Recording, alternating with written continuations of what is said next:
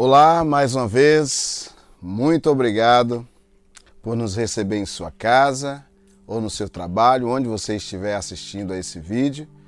Essa é a nossa série de lições, nossa série de estudo intitulado Valores Eternos. Hoje, em especial, eu quero conversar com você sobre honestidade. Como ser uma pessoa confiável. Esse é um tema muito abundante nas Escrituras e o Sermão do Monte trata disso. Jesus falou no capítulo 5, verso 33, ele disse: também ouvistes o que foi dito aos antigos, não jurarás falso, mas cumprirás rigorosamente para com o Senhor os teus juramentos. Jesus disse: porém vos digo, de modo algum jureis, nem pelo céu, por ser o trono de Deus, nem pela terra, por ser o estrado dos seus pés, nem por Jerusalém, por ser a cidade do grande rei, pois nem jureis pela tua cabeça, porque você não pode tornar um fio de cabelo branco ou preto. Seja, porém, a tua palavra sim, sim, não, não. E o que passar disso vem do maligno. Através da Bíblia, nós temos a oportunidade de conhecer o caráter de Deus, os princípios de Deus, os valores de Deus, o que Deus realmente valoriza. E uma das coisas que chama a nossa atenção ao ler as Escrituras é que Deus valoriza muito a sua palavra. Ele não abre mão da sua palavra, não abre mão do valor que é dado ao que é dito, ao que foi dito, ao que ele, aquilo que ele nos ensinou. No Antigo Testamento, lógico, para garantir a integridade dos nossos atos, usava-se muito de juramentos. A violação de um juramento tinha sérios resultados, porque os juramentos judiciais eles eram reconhecidos pela lei. Isso ainda é uma realidade em alguns países. E naquele tempo, atos simbólicos eram utilizados no juramento, como levantar a mão direita ou as duas mãos aos céus, colocar a mão sobre a outra pessoa. Também, ao jurar, se usava ali de algumas expressões como assim Deus me faça, um outro tanto, vive o Senhor, vive a tua alma. Eu conjuro-te pelo Senhor. Então, essas eram maneiras de expressar o juramento. O juramento, ele confirmava o valor e a importância que Deus dá à palavra de uma pessoa. Deus valoriza muito aquilo que a gente diz e Jesus ensina a seriedade que deve haver em nossas palavras. Como Jesus ensina como o nosso falar não deve ser medido pelos nossos juramentos, mas sim pela nossa integridade, ou seja, pelo nosso caráter. Por isso, lá na frente, ele vai dizer, porque pelas tuas palavras serás justificado e por tuas palavras serás condenado. Percebe que as nossas palavras têm um grande significado, um grande peso diante do Senhor. Ele leva muito a sério isso. É lógico, com o passar dos tempos, a gente vê que as pessoas têm deixado de dar importância às suas palavras. Cada vez mais fazem uso de mentiras para conseguir promoções, status, benefícios. É muito complicado os dias de hoje. E assim a gente vai percebendo que acabam seguindo um curso totalmente contrário daquilo que Deus havia desejado para cada um de nós, né? Hoje não é nem bastante mais palavra, tem que assinar, tem que ter testemunha. A desonestidade, ela gera um ambiente de desconfiança, um ambiente de ciúmes, e isso vai desaguar numa vida de falta de transparência, e aí faz morrer a integridade, faz morrer a sinceridade, cria um ambiente de instabilidade, né? Como ser uma pessoa confiável? Essa é a pergunta. Creio que essa passagem que nós acabamos de ler nos ensina alguns caminhos. Primeiro, leve muito a sério as suas promessas. Sim, porque as nossas promessas, elas geram expectativas. Quando você prometer algo, faça. Se não puder, fale a verdade.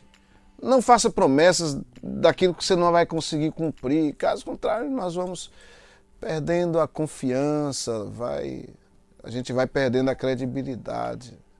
Pessoas que prometem chegar num horário e sempre atrasam, promete ajudar numa tarefa, mas sempre tem aquela desculpa, né? Uma boa justificativa para não comparecer.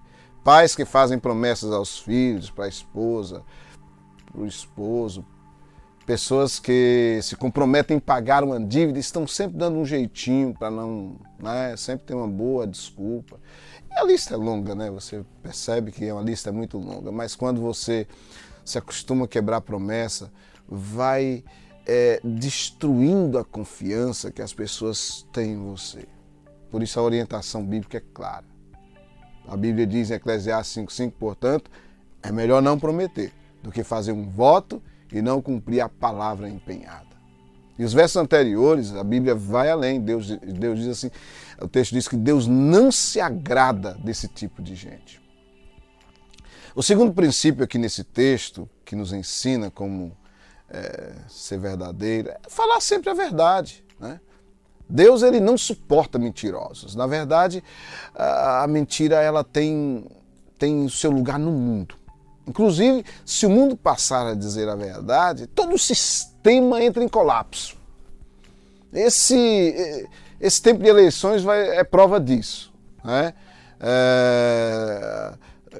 A maioria, salvo exceção, estão mentindo para conseguir um lugar no poder, conseguir um lugar lá dentro. E depois, quando chega lá, você sabe, as coisas mudam tudo. Porque se falar a verdade, apenas a verdade, o mundo está tão acostumado com a mentira que acaba não se elegendo. A igreja não pode ser assim.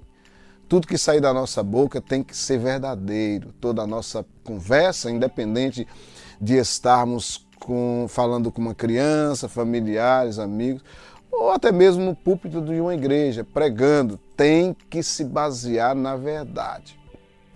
O interessante é que a Bíblia, ela equilibra essa questão da verdade com amor.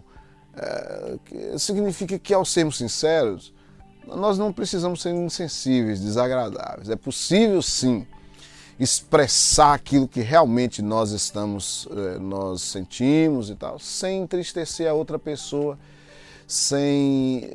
basta com isso a gente saber escolher as palavras certas, e aí a gente pode dizer qualquer coisa. E a terceira lição que a gente tira desse texto é: trate do seu caráter. A Bíblia diz: seja, porém, a tua palavra sim, sim, não, não.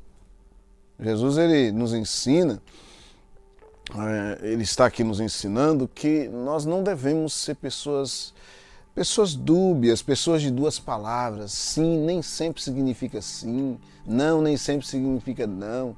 Está dizendo que o nosso coração deve estar tão comprometido com a verdade que as nossas ações e palavras, elas demonstrem isso, elas estão alinhadas. É quando as nossas ações estão alinhadas com aquilo que está sendo dito.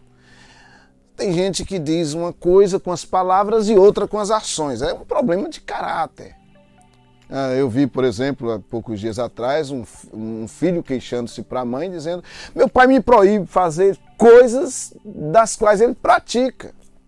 Então, uma pessoa de caráter, uma pessoa honesta, ela não vai precisar usar juramento para provar as suas atitudes, as suas palavras, porque o juramento, ela só é necessário quando as minhas palavras, elas perderam valor. Quando uma pessoa o que ela diz já não é mais, não tem mais valor. O problema foi no caráter. Falsidade e mentira é uma questão de caráter. Paulo diz: portanto, cada um de vocês deve abandonar a mentira e falar a verdade ao seu próximo, pois todos somos membros do corpo de Cristo. Então, a gente precisa cuidar do caráter da gente se a gente quiser agradar a Deus. Quarto, não aceite ser instrumento do diabo. Jesus, ele disse que se nós não pararmos no sim e no não, o que vier a partir daí tem como origem, tem como fonte o maligno. É ele que tem que... pessoa que não é verdadeira vai sempre precisar de muitas coisas, muitos argumentos para poder enganar. Precisa de sempre dar um jeito nas coisas para poder enganar. O diabo, ele é o pai da mentira. Jesus disse isso lá na frente. Ele disse, quando falava aos judeus ali e tal, que o cercava, que o queria, ele disse: vós sois do diabo, que é o vosso pai, quereis satisfazer-lhes os desejos, porque ele é homicida desde o princípio e jamais se firmou na verdade, porque nele não há verdade. quando ele profere mentira, fala daquilo que lhe é próprio, porque é mentiroso e pai da mentira. Isso Jesus Cristo disse lá em João 8, versículo 44. Então, a mentira, quando praticada como forma de vida, ela leva o seu praticante ao inferno. É isso que Jesus está dizendo. Aqueles que já receberam a Cristo, o Deus da verdade, que ama a verdade, mas continua mentindo, ou não fazem da mentira uma exceção, mas a regra, o jeito de viver, precisa sondar o seu coração e ver se de fato está em Cristo mesmo, ou se a sua conversão foi só uma questão de fachada, uma questão de nominalismo. Bem, que sejamos verdadeiros, e isso Deus nunca cobrou de ninguém perfeição, mas sempre cobrou de nós transparência.